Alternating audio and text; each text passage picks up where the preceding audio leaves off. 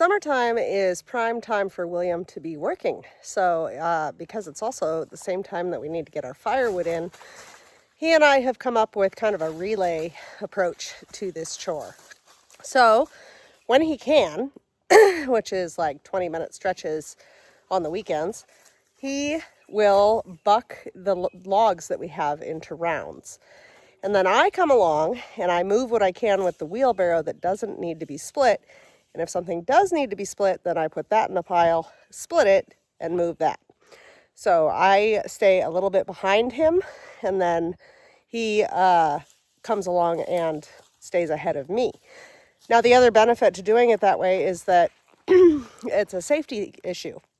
So what I mean by that is that as he splits these into rounds, it becomes kind of unsafe because you don't want to be running a chainsaw with logs around that you can slip and fall and, roll around.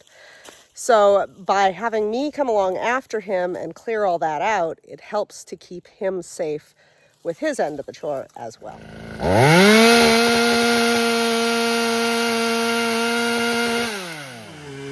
Right now I'm using the wheelbarrow to move and stack it, which is a really good workout. In the past we've used a small pickup, which is really handy. A little later on we may transition to the bike trailer. The reason we're not using the pickup right now is because it has a fuel tank in the back. So those two things don't work very well together. So I take the firewood in whatever capacity, either rounds or split, and I stack it in the woodshed. And I am so happy to have a woodshed this year in which to stack it. But this is the first full season of firewood getting that we get to take advantage of the woodshed that I built last year. My first step is to move the rounds into a nice, tidy, organized pile and set up my seat. And then start the splitter and start splitting. So I'm going to put the split wood right there because it'll be easier to move to the woodshed.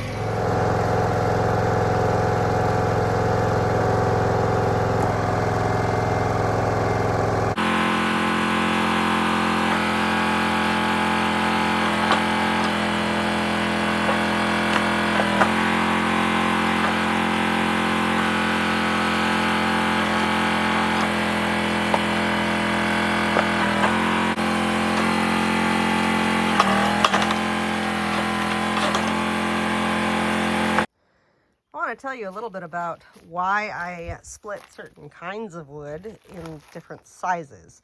This is oak and madrone. We use oak for sustained fires, like overnight. So I want those pieces, by and large, to be larger and not kind of an intermediary kindling size of wood.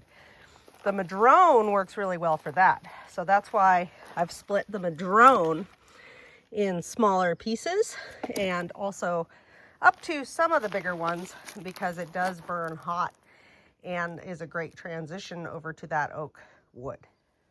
All right, I've been out here for about an hour and I'm all staged for tomorrow. And if William gets home in time this evening, he's all set to cut me some more rounds. All of the ones that he cut previously are out of his way, so it's a much safer situation. Now it is summertime and it's getting hot, which is one reason why I'm calling it a day. I don't believe it's safe, nor should you, to run a combustion engine like the wood splitter when it's hot out, especially here in fire country. You can pretty much start a fire in the summertime in California if you fart wrong. So we're going to call it. It's about 9:30 in the morning now. And tomorrow I'll come back and I'll work on moving that pile that I split up into the woodshed. I'm going to use the bike trailer today to move the firewood where it goes. And I have not yet mastered the skill of backing a trailer. This is what it looks like to unhitch the trailer. Here's a little lever. Depress that, pull that up. And now, one hand I can unhook it and back it into position. Now that I'm in position, I can move this over that ball right there and then put this lever down and we'll be ready to go. Firewood makes you warm twice.